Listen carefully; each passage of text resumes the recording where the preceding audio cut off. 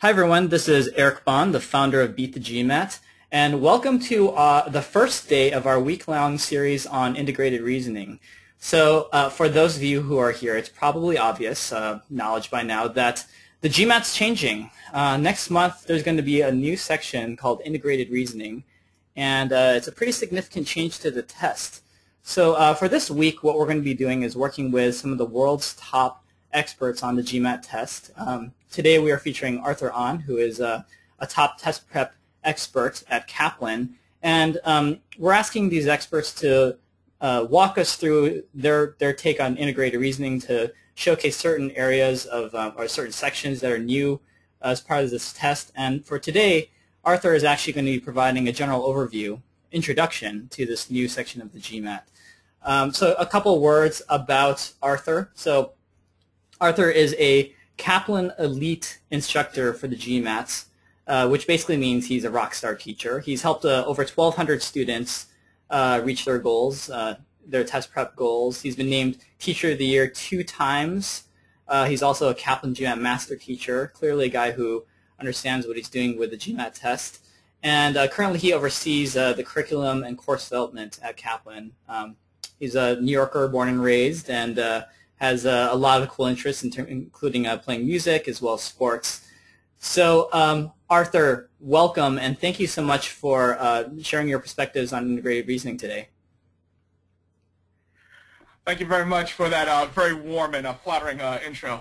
Again, my name is Arthur Ahn, and I'm Senior Product Manager at Kaplan Test Prep. It's a really exciting hour here, hopefully, to talk to you guys about the new section. It's a very exciting time in terms of what we've seen from test takers, from our conversations with GMAT, which is the group that distributes the GMAT.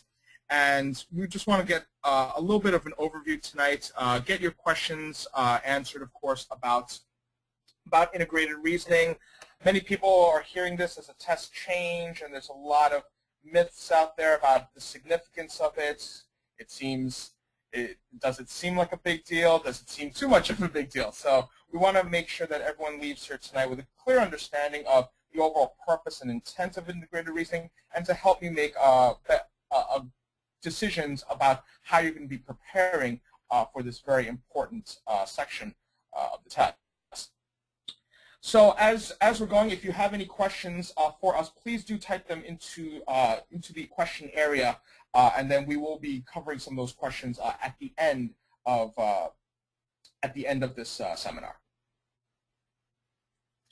So the first thing, and just to give you an overview of the test and how integrated reasoning actually changes the GMAT. In a couple of ways, it actually doesn't change the GMAT, in the sense that the overall timing of the test will actually remain exactly the same. Integrated reasoning replaces one of the 2 essays. So on the current version of the test, you have 2 essays, the argument essay and then the issue essay. But once integrated reasoning launches, the new section will essentially replace the issue essay. So in terms of the overall timing, that actually doesn't change. The length of the test remains approximately 4 hours, or if you're going very technical, 3 hours and 45 minutes of total testing time. Integrated reasoning will contain 12 questions of 12 multi-part questions, and you will have 30 minutes to answer them. And they will be on a separate scoring scale, and we'll talk all about this in just a little bit. And we'll take a look at a brief snapshot of the 4 different question types in integrated reasoning: table analysis, graphics interpretation, 2-part analysis, and multi-source reasoning. And one very important note that I'll emphasize later on, but also here, is that all GMAT scores, even prior to the test revision, will still be valid for 5 years. This is an important note for you who are considering, again, maybe you're here and you're not even 100% sure whether you'll be taking the new version of the test. Maybe you've already taken the GMAT in its current form. One thing to consider is, again, you are not going to be penalized for having a quote-unquote old version of the test. If you've taken the test less than 5 years ago, your score will still be valid, whether or not it has an IR score attached to it. So that is one thing that you do want to consider. Again, if it's a matter of you're saying to yourself, maybe I should take the test again simply to get an integrated reasoning score, it may not necessarily be in your best interest. However, if you're looking to take the test again to strengthen your overall application, then you'll just need to be cognizant that you'll have that one extra score, that one extra data point on your application. So the purpose of the new section, this is a little bit of paraphrasing from what GMAC has said about the purpose of integrated reasoning. So this new section will test skills that are basically sort of adopting into a newer, sort of more modern era of business school. So just to give a quick little background about the evolution of this section, a few years ago, GMAC took a poll of about 740 business schools representatives and asked them, what sort of cognitive skills are you looking for your students who are entering business school? So they provided a lot of context there. Beyond just the typical multiple choice quantitative and verbal questions, the overall feedback that GMAC received is in these 4 bullet points. The ability to synthesize information presented across multiple different formats, graphics, text, numbers, etc. Also to be able to evaluate information across different sources. So for instance, you wouldn't necessarily see all of the information on one screen. Also the ability to organize information to see specific relationships among different pieces of information. So not just absolute data, but also relative data. And to be able to solve these questions that have multiple interrelated parts. And lastly, to be able to basically manipulate information to solve more complex questions, again, depending on one or more different resources. So this is sort of the collection of information they got. That the business schools want, if the business schools had their way, that they would want more testable items that fall under these different buckets. So based on that feedback, here are the 4 new question types on integrated reasoning. And all of these are, again, very different from the typical multiple choice questions that you may be used to on both the quantitative side and the verbal side of the current GMAT. So first, let's get started with an example of graphics interpretation.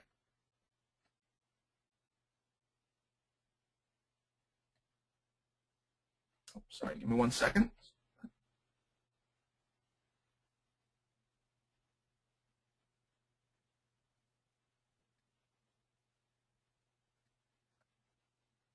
Okay, there we go. All right, sorry about that. So graphics interpretation. Here's a sample question that was released from GMAC, where you have, and the GMAT does not actually have any questions in its current form on the quantitative section dealing with graphs or visual data. So here's an example of a graphics interpretation question that actually utilizes some mathematical concepts that are actually never really discussed in the quantitative section. For instance, the example of what is called a regression line or a best fit line. And so if this is a specific academic topic that you may not be familiar with, then this could look, in fact, very intimidating to have this dotted line across a graph and to have your XY axis talk about water temperature and air temperature, the relationship of that data. And again, if you're not familiar with the general concept of what's called a best fit line, it's basically the approximate line that encompasses most of the data points. So as you can see, all the data sort of surround, all of the data points sort of surround the straight line there, and that's what's called the best fit line. But interestingly, you don't even necessarily need to know what those specific concepts are in order to be able to answer the questions that follow. Now, in a graphics interpretation question, you'll see 2 sub-questions. So this example was actually released by GMAC well before more information was announced about the test change. But what GMAT has announced is that there will be 2 sub-questions for every graphics interpretation question. And the 2 questions will have this fill-in-the-blank nature, where you fill in the blank based on one of the answer choices. So if you were to see this question on the actual GMAT, you would click on the drop-down arrow where it says select, and that's the way that you would see the answer choices. The answer choices can also vary in number. You may have certain questions with only 3 answer choices, and in those cases, it may be where the answer choices run the entire gamut of possibilities. For instance, if you see that second question there, the slope of the regression line is the three answer choices would most likely be, again, positive, negative, or 0. Because, again, that's probably what slope is going to refer to. I mean, I suppose it could also refer to an undefined slope. But, again, the answer choices in that case won't necessarily be your classic 5 answer choices just because 3 of them would cover it. But we have also seen from our research and our question development that certain sub-questions can actually have up to 6 answer choices as well. One of the things that we are encouraging is that as a test taker, you'll want to read that statement, and you will want to immediately get to the drop-down menu to get an idea of what it is that you're looking for in this answer. It's a little bit more difficult to sort of immediately predict what that relationship is going to be. So, for instance, if you look at that third sub-question there, where it says the number of Wednesdays on which the water temperature was greater, and again, the numbers here are going to be vastly different ranges. So by revealing those answer choices, you're able to say, oh, do I need to make a specific calculation here, or do I just need to get an approximation? And even though the integrated reasoning section will allow calculator use, there will be a link to an on-screen calculator. We're finding that many of these questions can be answered without the use of the calculator, and in many cases, not using a calculator actually helps you save a great deal of time if you're able to guess strategically. So that's our quick sort of snapshot about what to look for in a graphics interpretation question. Now you have an example here of what's called table analysis. So in a table analysis question, you'll have a sortable table. It will not work exactly like Microsoft Excel. I think a lot of people would be more comfortable if it did. But you'll have a drop-down menu at the top of the table.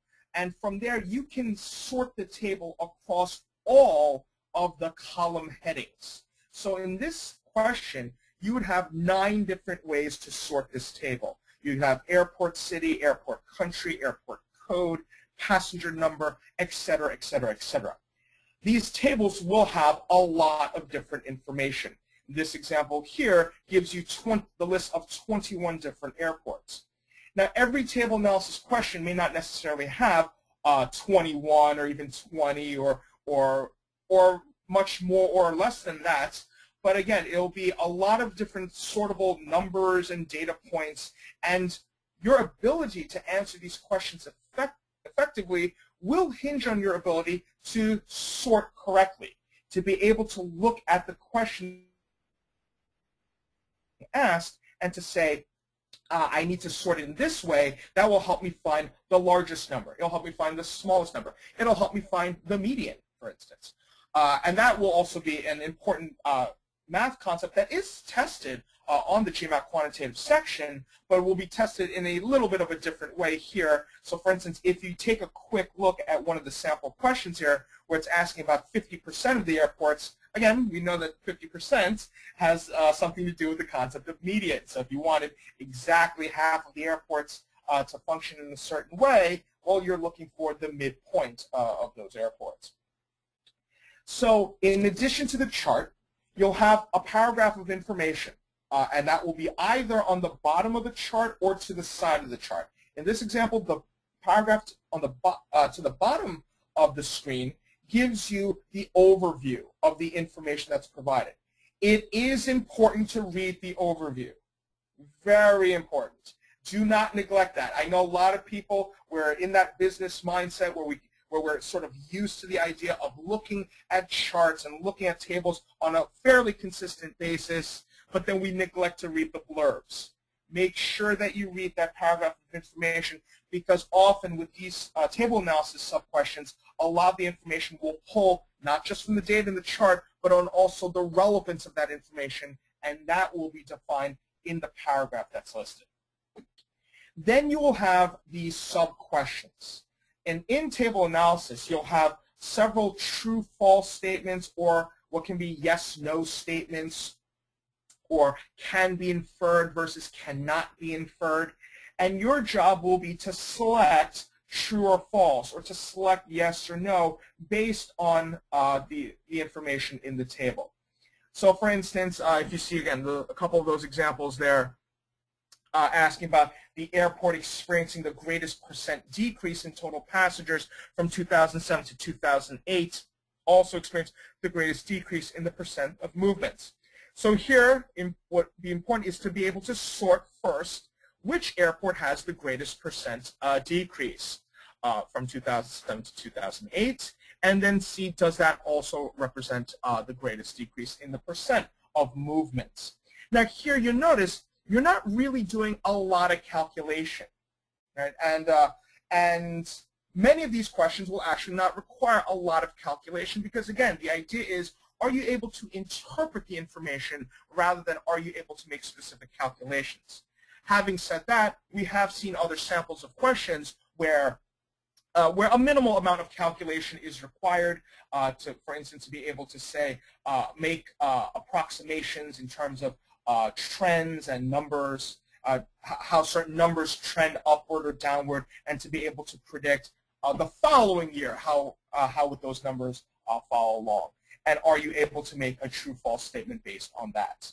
But again, one of the major takeaways I want to say is here, you're going to have a series of true-false or yes-no statements, what GMAT is calling multiple dichotomous statements, where you have two answer choices, true or false, yes or no, red or blue.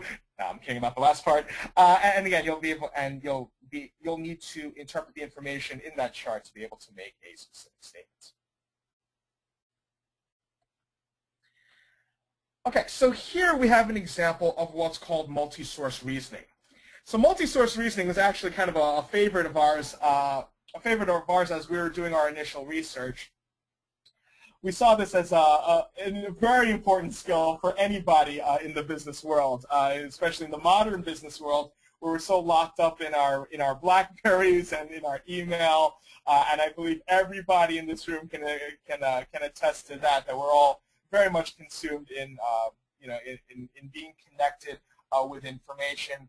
And so multi-source reasoning has this element to it of being able to follow a thread of information. Now again, they may not always be email 1, email 2, email 3. We've seen questions where you have one of the tabs, one of the 3 tabs, contains again a quick blurb, setting the context of the information that's presented, and then tab 2 and tab 3 will present data in the form of, again, perhaps a chart, perhaps a chart or a table of some sort. So here in this example, you have an email thread basically, where project coordinator is communicating with an administrator, trying to get some information about the completion rate of a survey to be able to get accurate data from this survey. So in a multi-source reasoning question, again, you'll have these 3 different tabs. And one of the challenges will actually be that information will need to be pulled across multiple tabs in order to be able to answer each sub-question correctly.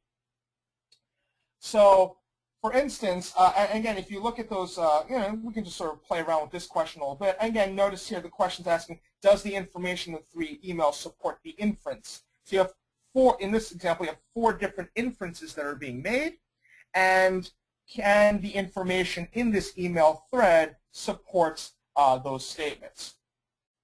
So obviously, we can't ask you guys to do the entire thing here. Again, this is just a quick snapshot. Obviously, we don't have all of the 3 emails there. But again, the idea would be here in a couple of these examples, you're not just looking at one particular email. You're actually trying to make logical connections between what's said in the threads.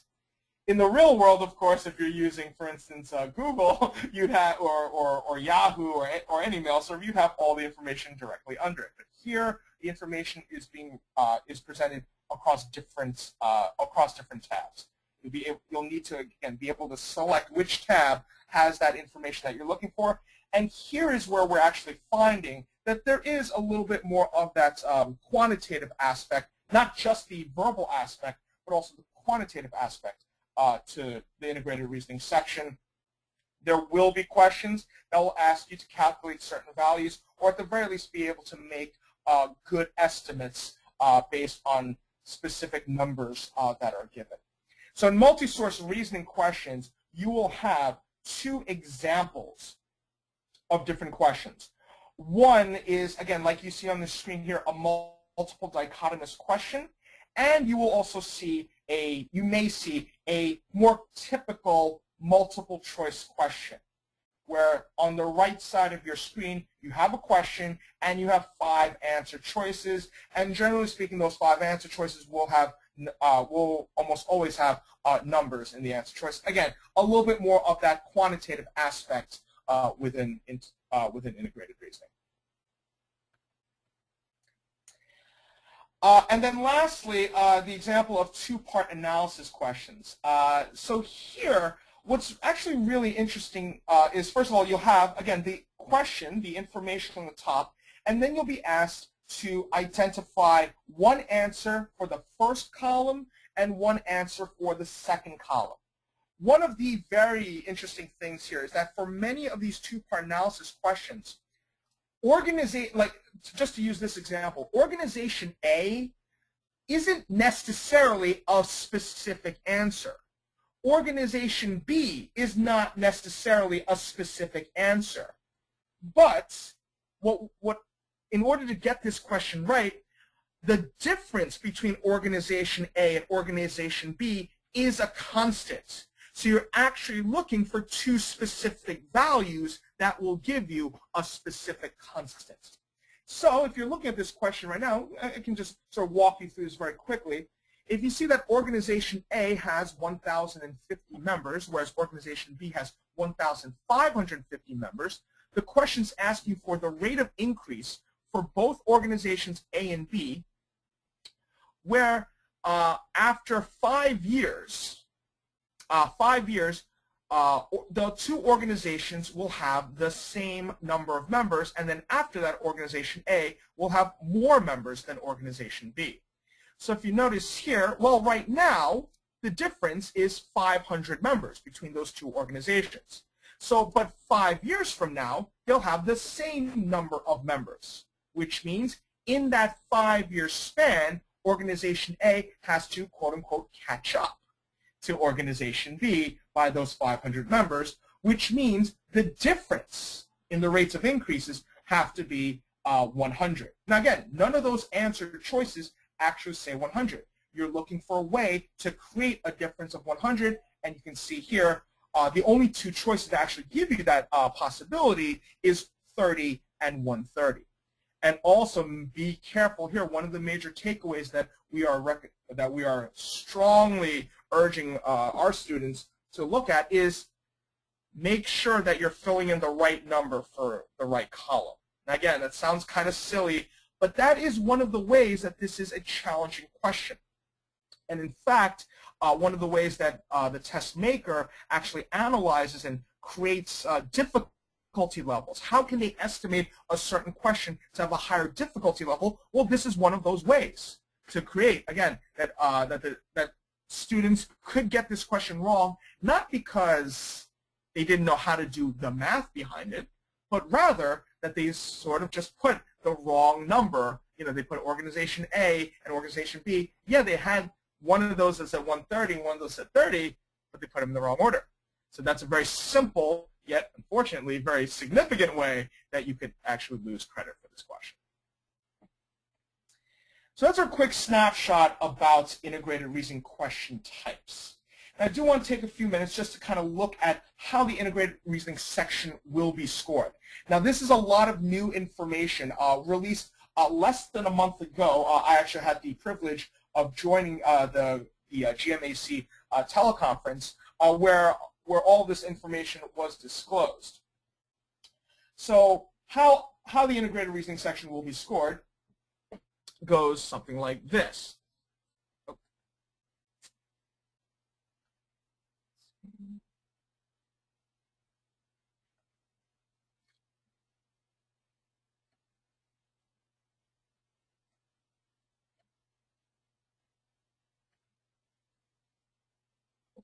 See?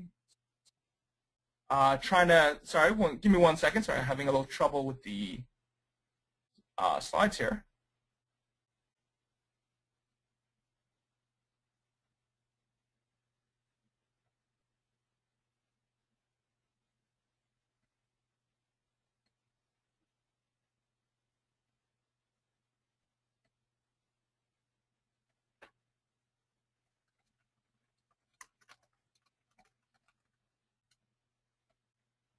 There we go. All right, sorry about that. Apologies for that. So the scoring scale is good. We imagined actually even before the information was released that the scoring scale would be very different from how we definitely knew that they were not going to give a 200 to 800 score for integrated reasoning. It would simply be too confusing. And we also knew that they would not give a scoring scale from 0 to 6, which is what the scoring scale is for the analytical writing assessments.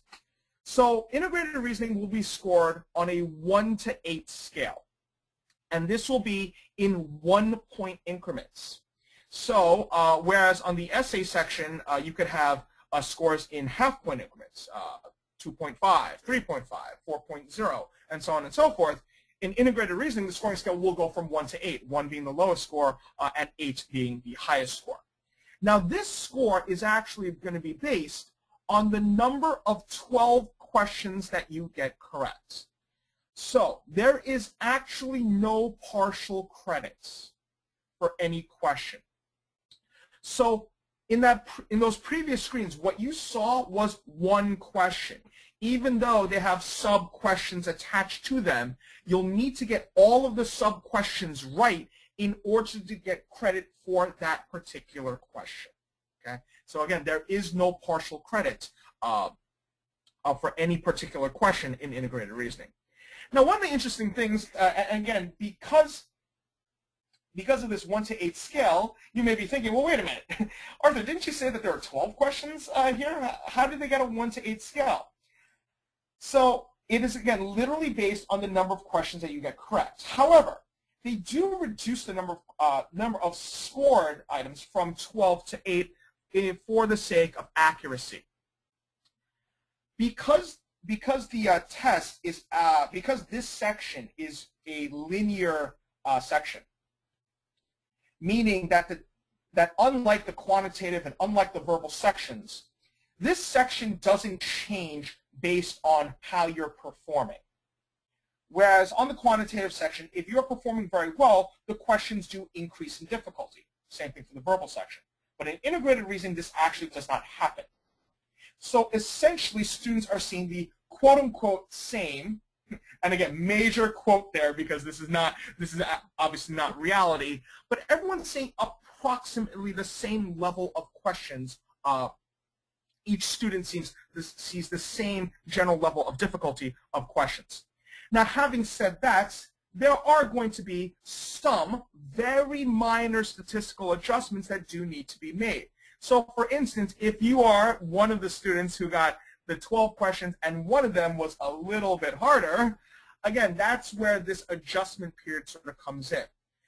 So it is possible, for instance, although highly unlikely, again, this is sort of just from our research, highly unlikely, but it is possible where a student could score, could get 11 out of the 12 questions right, and still get a score of 8. So it is possible. Now, is it likely to happen? Most likely not. But it's one of those interesting things that happens in terms of scoring. Now, again, a lot of people think, well, if there are 12 questions, why isn't it just a 1 to 12 scale? this is where scaled scores come into play. And again, as many of you know, in the quantitative and verbal sections, it's not about the number of questions you answer correctly. It's about the overall difficulty of those questions. You could have two students that answer 50% of the questions they saw, but you could end up with very different scores because of the adaptivity. Similar idea here, even though the section is linear, there is some adjustment that's done to the scale. And that's why it's reduced from 12 to 8 to maintain that accuracy and so that statistically that these scores are comparable to other students. And not a huge surprise here, but there will be experimental questions in the integrated reasoning section. So there will be questions that do not count to your score, and of course, because they're experimental, you will not know which of those questions don't count. And as always, the advice whenever seeing whenever dealing with a section that can contain experimental questions, don't waste time trying to figure out which question is experimental. You know, like as you sit there on test day, it can be tempting to say, wow, this one looks really hard. Maybe this one counts more. Or, oh, this one looks really easy, so maybe this one counts less. I'm not going to worry about it. Do the absolute best you can on every question while keeping in mind timing. Because, again, 12 questions in 30 minutes averages about 2.5 minutes per question. But remember, many of those questions will have sub-questions attached to them, so you'll want to make sure that you see every question. And one of the other points I just want to make here is there a penalty for leaving questions blank, or is it better to guess? Well, from GMAT, a question that is not answered is a question that's not correct, that's not answered correctly. So what that means is it is actually in your best interest to take a guess on every question. There's no real guessing penalty. So if you get to that point where you've got 30 seconds left and you know you have one question and maybe you don't have maybe you won't have enough time to fully go through that question, at the very least, put an answer down. The computer simply cares about whether you got that question right or wrong. If you left it blank, essentially you got it wrong, and your score is calculated on the number of questions that you answered correctly.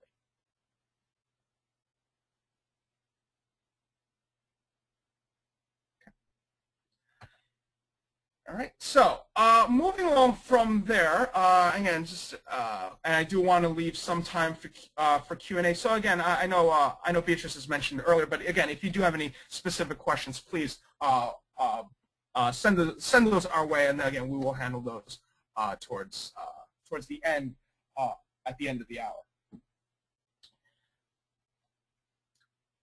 So the last point I just want to make about integrated reasoning is that you will see all question formats on test day, all 4 of the different question types, and all 4 of them will be involved in the scoring components. So even though, again, there are experimental questions, you will not necessarily know, again, how many of the 2-part analysis questions will count, but you know that at least a lot of them are going to be counted. And again, similar across all 4 of the question types that you'll see. So one interesting thing to note, and again, this goes a little bit in terms of, again, the impact of integrated reasoning. And this was based on a survey that we conducted last year with a series of business school admissions officers asking, do you think the addition of the integrated reasoning section will make the GMAT more reflective of the business school experience? And to be quite frank, I'm actually a little bit surprised by the percentage of not sure. But again, you can sort of see the overwhelmingly 59% versus 5% are convinced that this will be more reflective of the business school experience. So again, there is this sort of a temptation to say, well, yeah, this is a brand new section. I have to do the very best I can. And that even if that means I have to take the test over again. But just something to keep in mind is how integrated reasoning, again, at this juncture, there won't be a lot of ways to compare you versus someone else if they've taken integrated reasoning, or even if they haven't taken integrated reasoning. All scores are good for 5 years. it is not fair to you if you took the test back in 2008 without an integrated reasoning score to have a negative stigma to your business school application versus someone who took the test in June of 2012. It simply would not be fair. So again, do not look at this new section as just, oh, well, it'll look better on my application. You may have your own reasons to retake the GMAT. And if you do, make sure those reasons are in line more in what the schools that you're looking for are actually trying to tell you to strengthen your application. If a school said, actually, we're looking for a little bit higher on the quant side, or we're looking for an overall total score to be a little bit stronger for you to be a competitive applicant for our admissions process, those are good reasons. Those are good reasons to retake the GMAT. And again, at this early juncture, integrated reasoning, it'll be very difficult for any business school to say, well, you got a 6. Does that necessarily mean that that you're better than someone else who got a 6 and scored 20 points better or 20 points worse? Again, there is going to be a little bit of that weighing period early on. And what GMAT has also announced is that the scores that you receive on the 1 to 8 scale for integrated reasoning, again, that will be your score, but the percentiles will be updated on a monthly basis over the first 6 months. So whereas initially, again, this is just based on how test takers are going to perform over the first few months. Again, hypothetical situation, a very extreme example, but if everybody who took the integrated reasoning section in the first week of June got every single question right, then you have a whole bunch of people who are scoring an 8, and therefore it would be very hard to distinguish what is the 90th percentile, for example. But of course, when you get a few more test takers over the growing months, those numbers will obviously change a little bit. You'll have students who don't score an 8, they'll score 7, they'll score 6, and then those percentiles will adjust. So don't be alarmed when you see your score report get updated. They will update the percentile rankings for the integrated reasoning section on a monthly basis for the first 6 months, and then periodic updates. We imagine will be more along the lines of once per year initially, and then again as you go through a few more years of this section, then there will be periodic updates, but not very frequently. Just for context setting, back in, I believe it was around 2008, 2009, where the 90th percentile for the total score of the GMAT used to be 690, and now, of course, it is around 700. So again, there are those adjustments that are just going to happen as more and more test taker data is collected.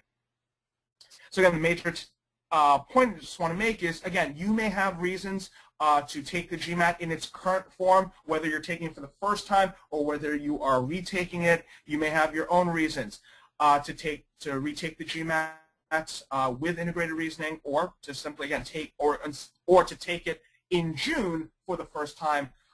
Don't let simply the fact that you want an integrated reasoning subscore to be the reason to retake the GMAT. Again, keep your focus again on all parts of the test. The first section, of course, being the argument essay, then the integrated reasoning, then the dreaded quantitative and verbal sections. And of course, those quantitative and verbal sections comprise your total score, and we imagine that, of course, that will still be at least the most significant part of your GMAT score report. All right, so just real quickly here, I just want to make a quick plug here in terms of in terms of what we offer in terms of our courses.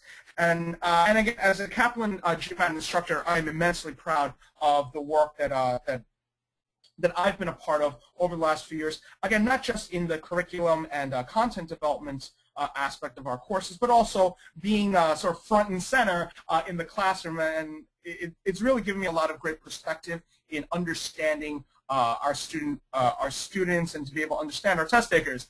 I am not locked up in a room. I'm not locked up in a room or in a closet writing questions all the time. I get opportunities to talk to students on a regular basis, and it's one of the things I really enjoy. And that's why even though my regular job keeps me very busy, I really do enjoy the time that I'm actually in front of students as well. So we have a variety of different course options. Our on-demand program is basically, if you are a good self-studier, we recommend the on-demand program. It's basically all of our course resources that you can access 24/7 over the internet, prepping at your own pace. We also have a Classroom Anywhere program, which is live instruction via the internet, all done in real time with specific schedules for class sessions. Then we have our traditional Classroom On-Site program, where you're in a physical Kaplan location with our expert teachers, small class sizes. On average, I believe our class size, across the U.S. at least, is about 12 students. And then lastly, our one-on-one programs to get instruction with one of our private tutors. And just real quickly, in terms of our actual programs here, our GMAT Advantage program is our GMAT course, 9 sessions, 22.5 hours of live classroom instruction. Again, and it covers all the different question types, all the topics, all the content areas, and it will get you ready to take the GMAT. And you can see the price points that are listed there. We also have, again, our GMAT one-on-one program. Again, this is time that you spend with a private tutor. And one of the nice things is that if you enroll in the one-on-one program, not only do you get the hours that you're meeting with a private tutor, but you can also hop on and join any of our live class sessions. If you're finding yourself a little bit rusty on the math components of the GMAT, we do have a math refresher supplemental course that covers the very basics and the very basics of the math content that is present on the GMAT. It's a standalone course, but if you are also in one of our comprehensive courses, you can see there's a pretty significant discount there. One thing I will really recommend, especially for I believe the Beat the GMAT crowd gets a lot of students and test takers who are really looking at, in particular, the quantitative side. And one thing I do want to sort of give a little extra plug, for somewhat selfish reasons, because I was part of this project as well, is what's called Data Sufficiency on Demand. It's a asynchronous online course that is devoted entirely to data sufficiency, both at the beginner level and at the expert level. So it's a full 3-session course that's literally data sufficiency up and down, left and right, the yes/no question, the value question, all the different content areas that are present in data sufficiency. And again, you can purchase this as a standalone course or in conjunction with one of our GMAT courses. Again, if you have any questions about our courses, you can find our course options, or you can give us a call at 1-800-CAP-TEST, or I think on the at kaplangmat.com.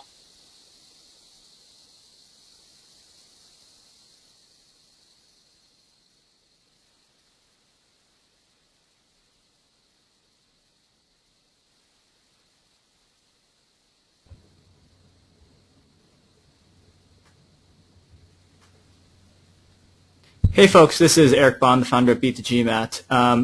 Arthur, are you there right now? We actually lost your audio. I don't know if you can hear us right now.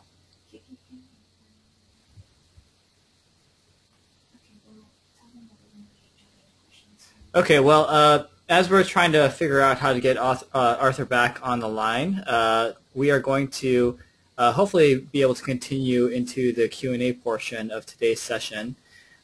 So before we actually even talk about the Q&A or get into some of your questions, we noticed on our side that tons of you had posted really, really great detailed questions about integrated reasoning. And, we won't be able to get through all of them, but I will say that each of the 4 sections of the new integrated reasoning section of the GMAT will be covered in the next 4 days at 8 o'clock Eastern. This is a week-long series covering integrated reasoning. Today's session was more of an introduction featuring Arthur Ahn, who is a top GMAT expert at Kaplan.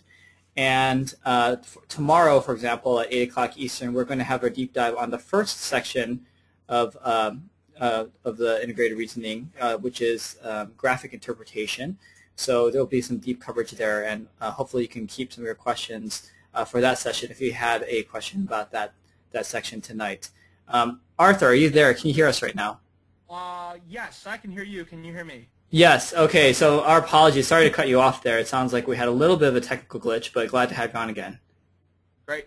Okay. So Arthur, would you be down for taking a couple of audience questions at this point? Absolutely. Bring them on. Okay, great. So first question, and this was one that we saw from a lot of BTGMAT members tonight, which is from Ivan. Ivan is asking, will there be exactly 3 questions of each type in this 12-question section? So any thoughts in terms of whether there's going to be three questions of each IR type to be expected on the test day? So the answer to that is, unfortunately, not necessarily. May not be the exact answer you're looking for. But what they've been very clear about is that you will see a certain number of all of the questions, but it may not be a necessarily static number. And one of the reasons behind that is, again, in terms of overall fairness, and again, minor adjustments to the scale aside, what they really care about is not what any test maker really cares about is not to see exactly 3, 3, 3, 3, but rather that the overall difficulty, the cumulative difficulty of the section is as close as possible across all test takers. So that can lead to some minor adjustments in terms of the number of questions of each type. Now, will there be people who see 3 of each? Most likely, yes. Is there a possibility that a student could see 2 of one type and 4 of another type? It is a possibility. But GMAT has not said definitively that there will be 3 of each type. And, and from our perspective, that doesn't seem out of the realm of possibility. Right. So big takeaway to you, Ivan, prepare well for them all because you never know how many of each you're going to get. Exactly. All right, Arthur. Well, another question coming in from Donna. This is a nice practical question. How many hours do you suppose the average GMAT test taker needs to learn this new GMAT test content? Do you think this is going to be a very significant portion of any student's preparation? So this is actually a very interesting question. When we were talking to students several months ago about when they were sort of considering the current version versus the new test, one of the things that we sort of brought up was, and you'll hear this in business school. And we actually mentioned this on our blog. And this could be, back then it was sort of an arbitrage situation where you're going to have basically a set number of hours to study. You could study for the current test, and let's say, for instance, X number of hours. Let's say, again, hypothetically, let's say 100 hours of studying gets you a 700. Well, if you're throwing this new section of integrated reasoning, you're going to have to tack on more hours there to be able to get a 700 for the total score plus a respectable score for integrated reasoning. Now, having said that, again, just because it's the brand new section, I would hesitate to give any sort of specific number of hours that you would need to study. But at the same time, I think we could all safely assume that in terms of the actual actual cognitive skills and abilities, from that perspective, it's a little bit more rigorous than the issue essay. Now again, the issue essay has its own challenges, of course, and if you're not a fast typer or it's harder to sort of collect your thoughts. But at the same time, generally speaking, I think a lot of people are seeing that they're going to need some amount of time to prepare for integrated reasoning. Now, on this positive end of this is you won't need to you won't need to learn any drastically new quantitative topics, for instance. There will be no pre-calculus. There will be no calculus in integrated reasoning. It'll still test a lot of topics that are on the current version of the test. Mean, median, mode, standard deviation, ranges of data, and so on and so forth. So don't look at it as I need to spend X number of hours studying brand new topic areas, but I would also say just be really sharp on topics that you know already show up on both sections of the GMAT, so that you're prepared to sort of make those connections when you see these integrated reasoning questions. Hope that answers the question, Donna. So next question is coming in from Sahana. Sahana is asking, so integrated reasoning is scored on an 8-point scale, and the other AWA essay is going to be scored separately on a 6-point scale. Is that still true, first of all, that the other AWA will be scored out of 6? And so that's the first part of the question. And the second part is, so on our score report, will we see 3 different scores? Yes, yes, you will. So when you're taking the new GMAT, you'll have 3 scores, one for the analytical writing assessment, which is based only on one essay. Then you have the integrated reasoning score on a 1 to 8 scale, and then you have the total score for quant and verbal. And of course, you do have the sub-scores for both the quant and the verbal section. So it can look a little confusing at first. So definitely know that, again, you'll have 3 different score points for your score report. And the essay scoring scale from 0 to 6 will remain the same. And it'll be basically the same way that the overall analytical writing section is scored now. It will be applied in the same way, just with one essay rather than 2.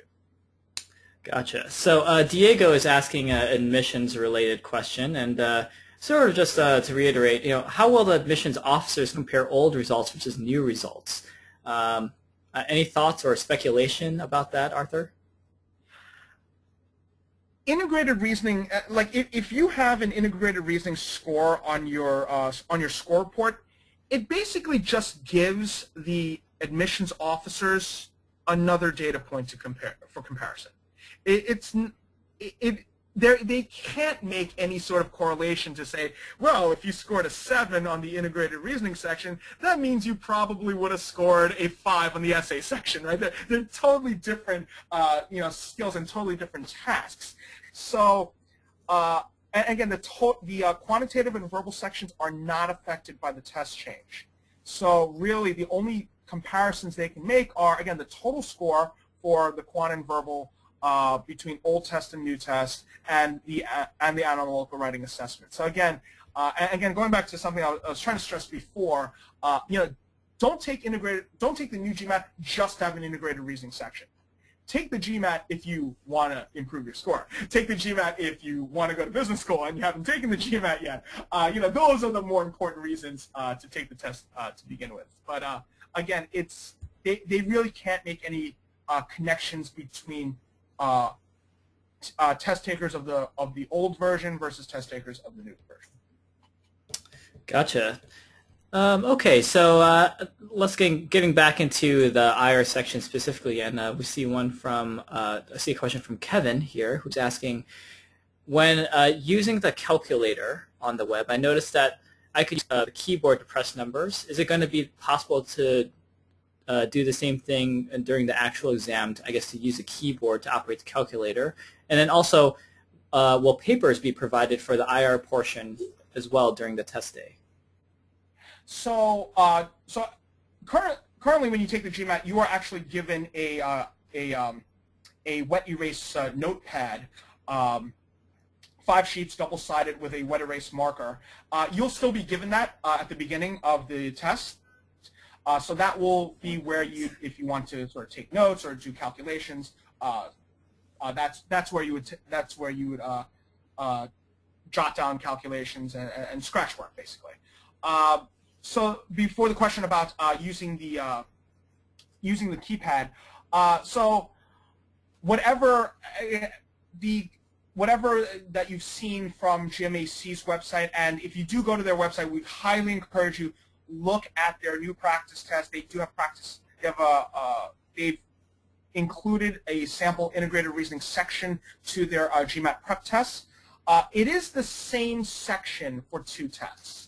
So you know how when you go onto their website and you download the GMAT prep software, you get 2 practice CATs.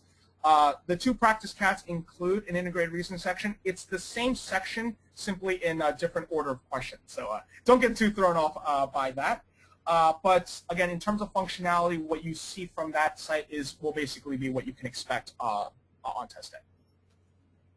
I see that there's a lot of nervous applicants out there because we're seeing this question come in quite a bit. I think you did touch on it a little bit during your presentation, Arthur, but if you would, just once more, is there any way that test takers in the month of June will be at a disadvantage compared to those who took the test earlier. So, if you're taking the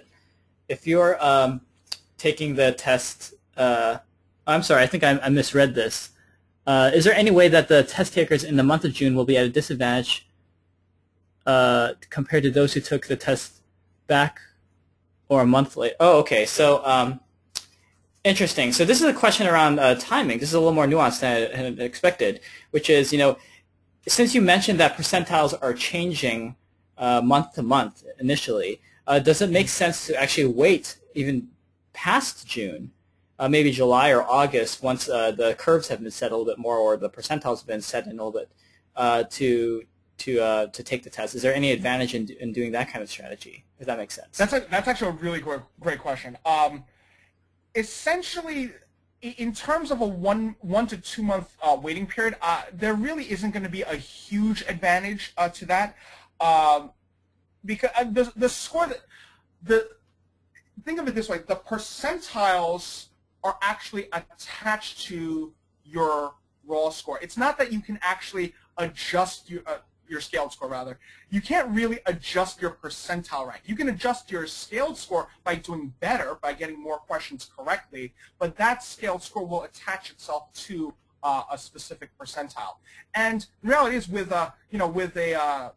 only 8 scoring iterations, 1, 2, 3, 4, 5, 6, 7, 8, the reality is, again, those percentiles, they may change a little bit where, for instance, again, purely hypothetical here, but like a score of 8 could be the 93rd percentile initially, and then later on they find, a score of 8 is probably the 92nd percentile or the 94th percentile. The reality is, again, with such a limited number of possible scores, it's really not going to make any significant change whether you're taking the test initially right on at the beginning of June, or if you're taking it a few weeks or a few months later.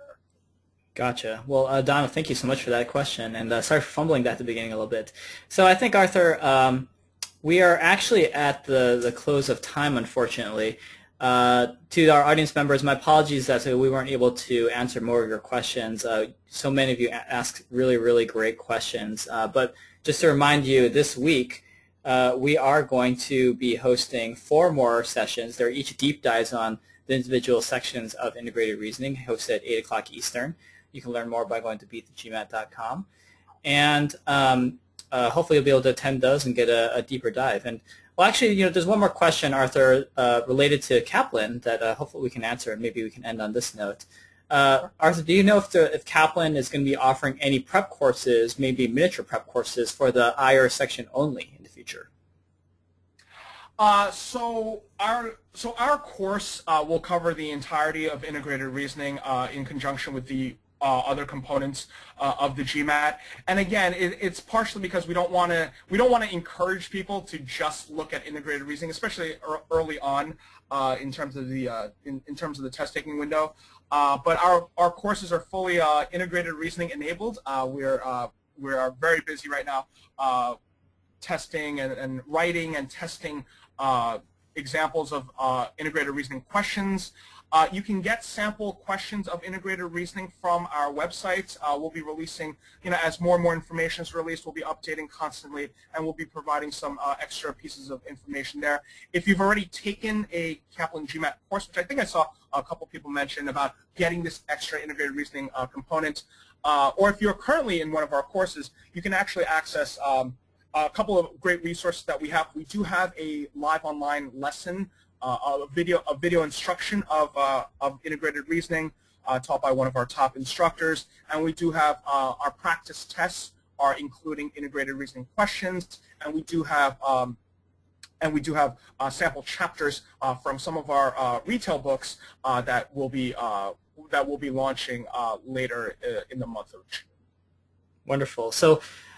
For those of you who joined maybe a little bit later, before you were able to hear the introduction, we've been speaking and hearing from Arthur Ahn, who is the top GMAT expert at Kaplan Test Prep, and he shared a wonderful introduction about this new integrated reasoning section that's going to be appearing on the GMAT test next month, and he also answered a number of your questions.